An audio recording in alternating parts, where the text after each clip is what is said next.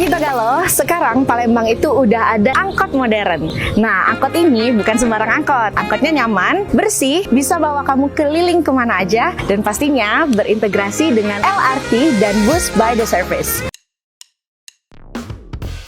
Angkutan umum feeder LRT Emas ini akan diserah terimakan oleh Menteri Perhubungan Budi Karya Sumadi kepada Pemkot Palembang Sabtu 11 Juni 2022.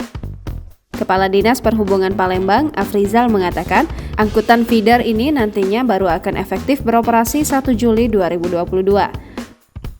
Saat masih mempersiapkan driver, halte, pemberhentian, dan persiapan teknis lainnya, sebanyak 29 unit angkutan sudah berada di kantor Dishub Palembang.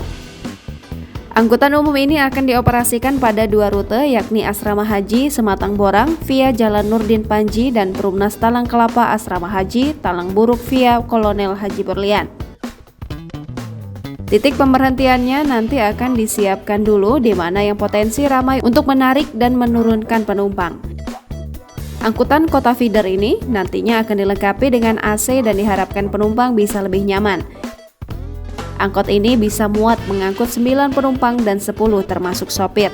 Sistem pembayarannya gratis hingga akhir tahun, namun harus tetap tapping kartu yang elektronik meski saldo tidak akan dipotong.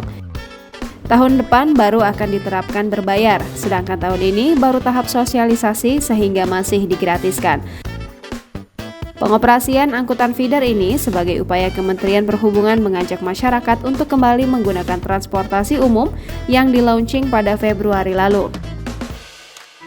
Menteri Perhubungan Budi Karya Sumadi menjajal langsung layanan angkutan massal yang sudah terintegrasi di Palembang karena Palembang sebagai salah satu kota percontohan gerakan nasional kembali ke angkutan umum.